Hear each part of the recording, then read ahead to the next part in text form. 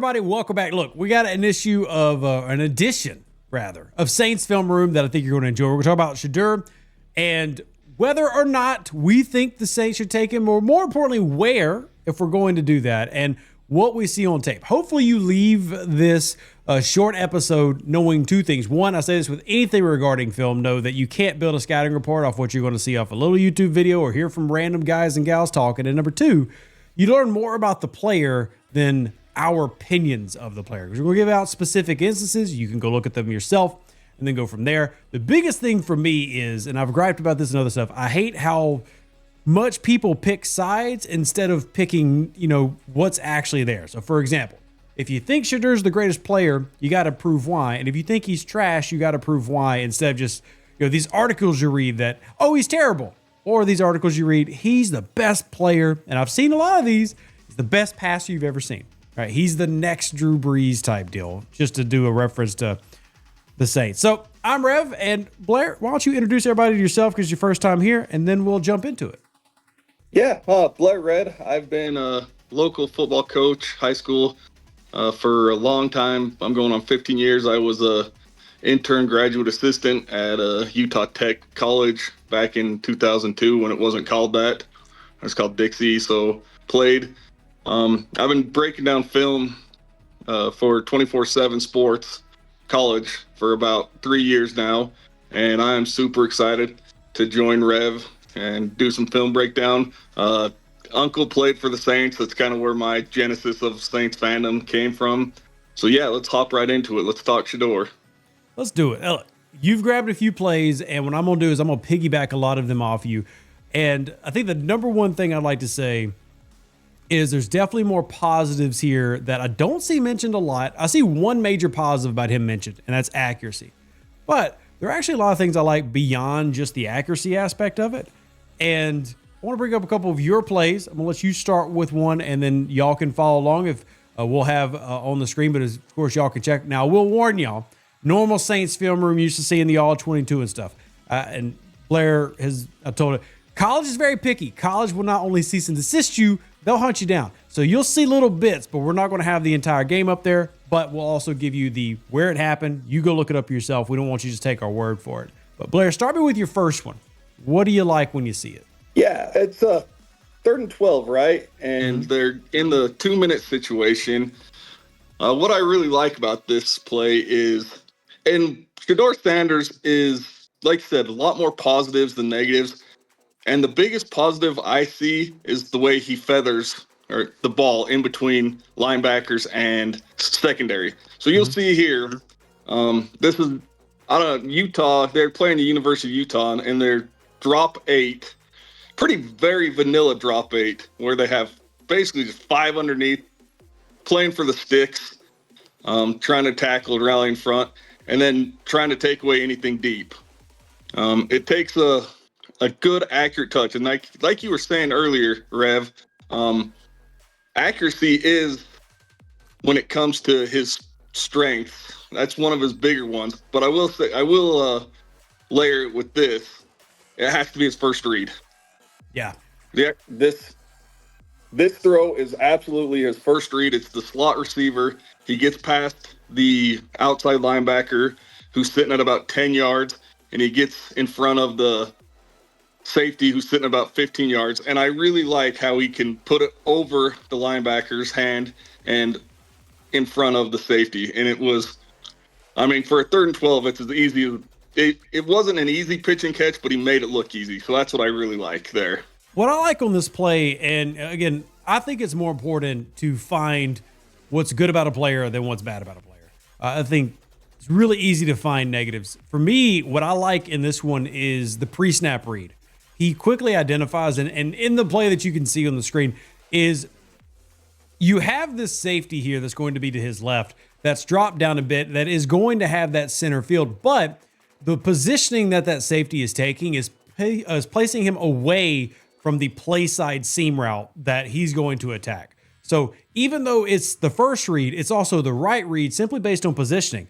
We know that we need to hit right past the hole on that right seam. The safety's not going to have time to get over there because he's shaded over to our left side if we're, from Shedeur's perspective. And that is all a good pre-snap read. Like you said, though, the one thing that you have to watch with him is how does he look when it comes to that post-snap rotation. We know NFL teams love to do it. I know if you've followed Baltimore for any number of the past 15 years, they've been famous for it. DA used to do a lot of pre-snap, post-snap adjustments. But that first snap is good. That first read is good. And then you see the accuracy that you're talking about. And another play that stuck out from this one, though, I want to hit on it because accuracy, now I talked about this on Twitter earlier, or X now as it is. Accuracy is such a generic term because you need to encompass so many layers to it. What's the ball placement on that ball? What was the actual type of throw? So, for example, was this a touch pass? Was this a thread the needle pass? Was this a back shoulder fade? How are we throwing it? Where was that ball placement? How was the read through? There's a lot that goes into accuracy. And another one in that same vein is earlier in the game, good read. This is in the second quarter. Bring up the same game so y'all can check this out. I know you can even pull up the highlight tape if you need to check it out. Second quarter, about a minute and 15 left. Deep pass, right sideline to Hunter, but it's a floater. And one thing that worries me, even with good decision making, is how will he adjust the NFL level with his throw variance? Lots of those deeper balls, we do want to see more of a crispness to him because, look, when you have Hunter, you can jump ball. You're not always going to have Hunter, or even if you have a Hunter, you're going to have corners or safeties who are on the same level as a Hunter. But I always tend to think, especially things like that, those are things that we can adjust in time. And this is why when I look at Shedeur, I don't understand when people will talk about him being like a 4th round pick. I don't get that because I do get the gripes. But my first thing goes to mechanics. How is that follow through, hip first, getting into the arm, and how can we turn this more into a laser beam? In fact, you and I talked about this earlier. Drew Brees at the end of his career did not have the arm, but could still find ways to make the 40-yard pass happen. He couldn't chunk it 50, 60, but he would do things really well, like hold safeties. He knew how to manipulate a coverage. And these are things I'd love to see Shedeur do. But also, I'd like to see a little bit more refinement in the mechanics of Shedeur just to help get a little bit extra zip on that so that all those passes aren't touch passes. And I think that would really elevate him to another level. And I think that's something that can happen with an NFL development setting that hopefully the Saints could provide if they chose him. Well, to your point, right? Well, you brought up Drew Brees 2020 when his arm was shot. Everyone who knows anything about quarterback play will say Drew Brees had the same exact mechanic, throwing motion, every play, every throw he ever made. And when we get to some more plays, you'll see the layered throw he made against Utah, but then you'll see 3/4 arm slot on an interception in a bowl game. That's like, where did that come from? What are you doing? Consistency is key. And to be clear, everybody, we're definitely not trying to compare Shedeur to Drew. Correct. It's easy because people who watch this channel are going to be familiar with Drew, right? There's not Drew there, but it's how it works. I think a lot of the deficiencies people tend to call out can be overcome with proper development, right? One thing I love about him more than anything, and I talked about this on the podcast, is when I look at a quarterback, one thing I must have is confidence. He has that. He believes he can make, whether he will or not, he believes he can make the throw. He believes he can thread that needle. And I love that about him. Yeah. I think everyone knows that confidence, quarterback go hand in hand. They're usually just been bred that way. Most high school and college quarterbacks are they're the man, right? They know what they're man. And I'm really curious to see Shedeur. I think the biggest way he's going to be successful, like say when he's confident, is when he gets to an NFL camp. Can he keep that confidence when, say, Marshawn Lattimore, I know he's on those Commanders now, when he makes a break on the ball that you're like, wow, I've never seen anyone make up that much space. Yeah, kind of what I was saying about the Hunter thing. Like, it's not even about having Hunter. It's about when you get to the NFL level, everyone to a degree is Hunter at their position. Now, you might not have someone that's super special because we do have those special guys. And I think Hunter is actually quite special, but more of the aspect of, for example, Utah. And I'm not trying to talk down to Utah fans out there, but you're not exactly loaded with NFL corners. So it's easier for Hunter to make that play. And to Shedeur's credit, I like his aggressiveness. I think he had a 5% big throw percentage, in terms of like the numbers. That was, I think, 14th across all college football. That's a solid number for me. That's not too much risk because you didn't see him creating a lot of penalties. Turnovers. But at the same time, he's making enough plays to make the big play. Correct. And I'll talk bad about Utah. 2 wins in Big 12. They were terrible. But you know where that comes from. Yeah, I do. So we got some positives there. There are a couple things that we want to look for, but let's look at another clip. This one is, I like that you chose this one because another thing you see a lot of people talking about him is he's not that athletic. And number one, why does this matter? I actually saw somebody talking about one of the other quarterbacks in this draft, how he's running like a 4.5. Who cares? Unless your name is Lamar and that's the primary way that you play. I don't care how athletic you are. I care about the intangibles and the traits like arm. So let's talk about this as a positive because I do think he's above average athletic. What do you like about this play? So, I mean, what I like about this play is we know he's not a 4.5 guy, right? Like you said, Who cares? He's probably a 4.8, 4.9 type of athlete, but it doesn't matter. What I like about this was it kind of, this is going to sound crazy to you, Rev. He kind of reminded me of Big Ben a little bit here, right? He was just avoiding tackles. He was avoiding guys coming at him. He wasn't trying to, break the Michael Vick, Lamar Jackson 50-yard run, but he was avoiding tackles with his athleticism. And what I really like, and it might get him into trouble if he doesn't know exactly his capabilities in the NFL, but I like that his eyes were downfield the entire time. That's he could feel for him.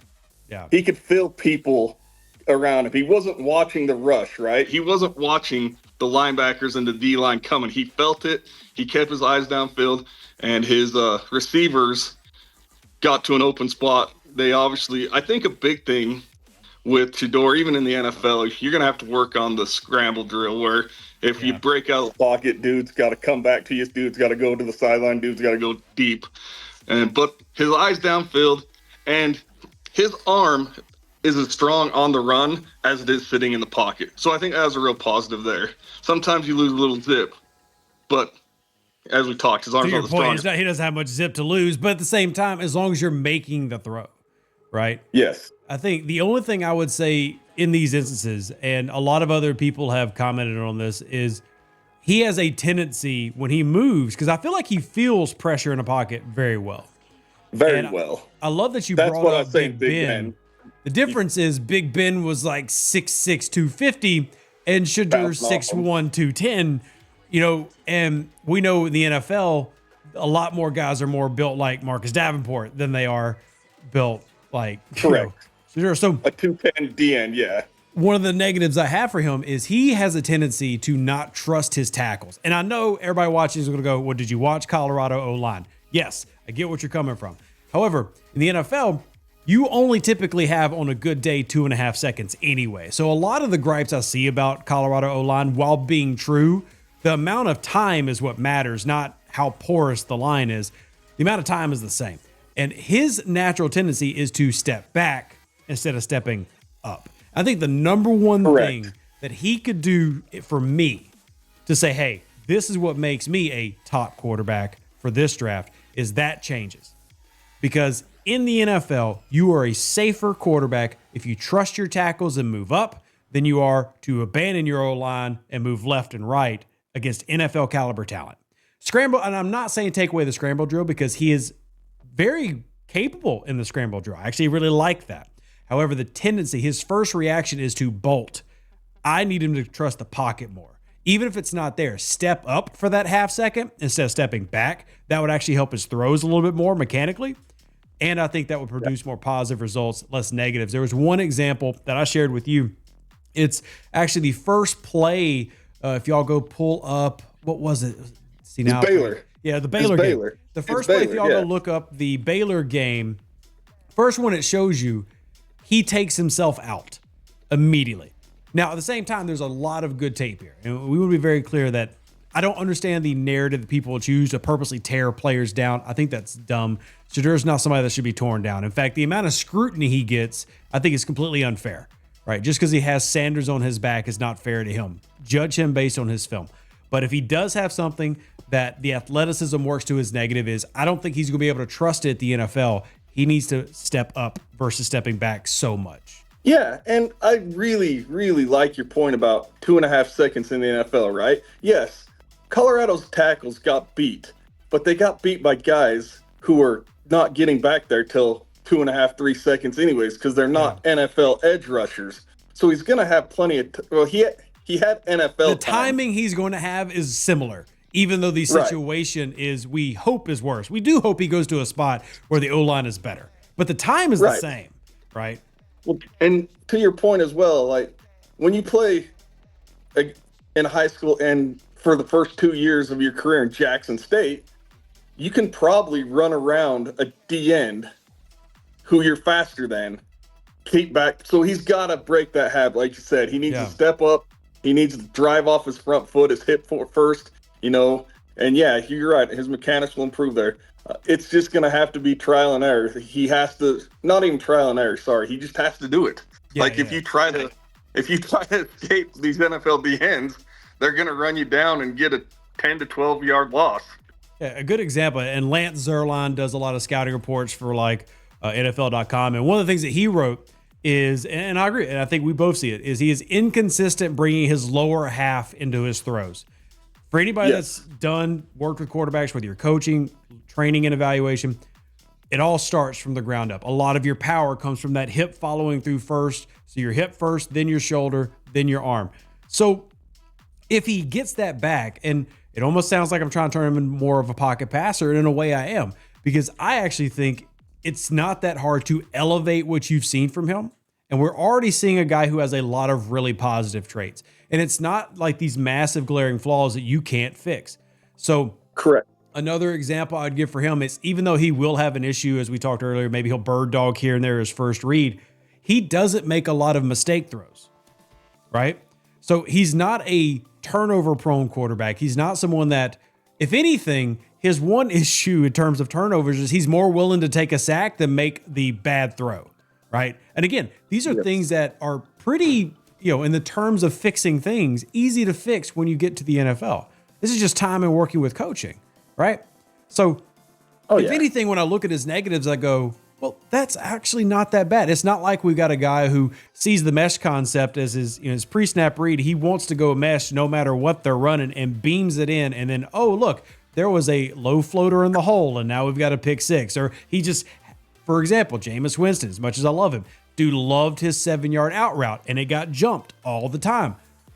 Shedeur doesn't have that same need to constantly try to make it happen. I think that could work to his advantage. That's where confidence can get you in trouble if you don't have the arm, right? But I think, again, going back to what I was talking about earlier, how do you fix that? Because you're not magically going to make a quarterback have a cannon. That's just not how, one, biokinetics and biology works, and two, it's just not realistic. I mean, how many quarterbacks can you list that went from college to the NFL and suddenly threw 20 yards farther? It's generally not going to happen. But what you can do, faster processing and getting the release out quicker. One other thing, again, people talk about his O-line, and I'm not trying to scapegoat and say it wasn't there. However, one thing he absolutely can do, get the ball out quicker. His operational speed needs to go up just a tick. And that'll come with the NFL. I mean, if it doesn't, he won't succeed. Yeah. He is, to me, the definition of a guy who needs a redshirt NFL year, which is why, for those curious, I don't have a first-round grade on him. I think he's somewhere in the second. It's also why I actually value Jackson Dart slightly more, because I feel like some of the things I've said, Dart has. But at the same time, what you see in Shedeur is absolutely NFL potential starter who can win games and can lead your team. I just think he's the definition of that red shirt. And I think another example of that would be the Jordan Love historically, right? A guy who needed it. Hell, Aaron Rodgers needed to adjust his mechanics before he became a starter. And that time allowed him to be the player that he became. And ultimately, that's why I'm nervous if the Saints draft him. Like, we talked about all the positives. They don't have a quarterback to redshirt him for. He's going to get thrown in there, whether it's week 1 or week 10. And that's why I'd be nervous. And we saw what they did to Rattler. Like, I mean, I do think Shedeur's a better prospect than Rattler. But at the same time, I see way too many people who are like, well, it was a horrible year. Their injuries. You don't just write off a year in the NFL. That's not how it works. I mean, there's a lot you can evaluate from Rattler. And thanks to what happens to Shedeur, but one thing that did happen to Rattler is I feel like Rattler took a confidence hit. I mean, it affects obviously, you. Yeah. Yeah, and I hate that for him. I hate that he got put in that situation. You still grade the tape. I'll tell you, when they teach you scouting, you don't look for how was he emotionally in game 6. Nope. It matters what you did on the field. You take in the context of away game, home game, rain, sleet, snow, dome, players that may have been injured and stuff, but you still got to go out there and play the game. And you're right that with the whole Derek Carr thing, it is very worrisome. 100%. But yeah, I mean, quarterback's not my forte and breakdown. So when we do some more of these films, I will try to get more technical where it comes. But one thing I didn't like, you touched on it, is his feet. His feet aren't great when it comes to quarterback play. But ultimately, if he's there at 9, I don't take him either. But if he's there at 18, yeah, do you trade up to get him? That's another interesting thought. I wouldn't. But again, if you love him, right? If you love him. It's also about who's available at the time. Like, so much of this we talk about is in like this weird vacuum of perfection. Okay, who's available? I mean, because if you're saying, hey, we take him at 9, but what if Cam Ward fell for some reason? I'm sorry. I'm not going to be a hater, Shedeur fans. I'm taking Cam Ward. He's a better prospect, right? Just what is there? If you're asking me, do I take Gianti or Shedeur? I'll be out. Y'all have heard me a million times say I'll never draft a running back in the first round. Well, honestly, Ashton's one of those that makes me go, well, maybe. Optimally, I want to trade back. So I would take Genty 100 times out of 100 over Shedeur. And see, that's tough for me because Shedeur, even at a red shirt, is so much more valuable than Gianti long term. Like for my franchise, right? You're 100% right, and I guess I'm thinking in a vacuum, like you said. Like if the Steelers or the Chiefs or someone are on the clock, you take Genty every time, just for the short term. So yeah, I'm thinking of in a vacuum, just who's the better player right now. And I get it because I preach BPA all the time, but also BPA for a team includes positional value. Like, I'm sorry, I'm not taking Tyler Warren at 9 either. Even though I think Tyler Warren would be huge, name me the last first-round tight end that led a team anywhere, right? Correct. They can be very helpful. Correct. I'm not saying it's not, but again, quarterback is that special position, at least in today's NFL.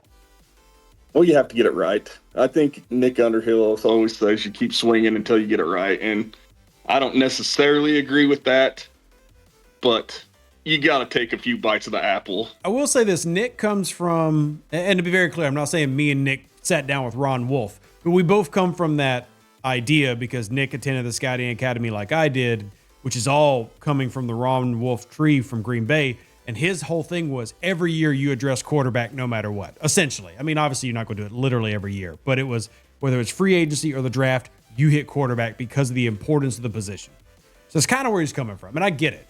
Because if you look, the Saints have drafted, 4 quarterbacks in the past 6 years. Not amazing quarterbacks, but they've done it. Yeah, it'll be interesting. Gut feeling, Rev, I don't think the Saints draft him, but we'll see. Like you said, it's who's there. Who's there at 9? Yeah. Campbell, Banks, or Shedeur. I'm picking O-line. But anyway, we hope you guys enjoyed it. Look, a little bit different than our Saints film room. When we do jump into Saints tape, we'll have promised more Saints tape there. Just, you got to work with college. And we just restarted the channel. Last thing I need is to get and take it down. So appreciate you jumping in with me, Blair. Hope you enjoyed it. Appreciate you having me. It was fun. Yeah, and hope everybody else did as well. And we'll catch you on the next show.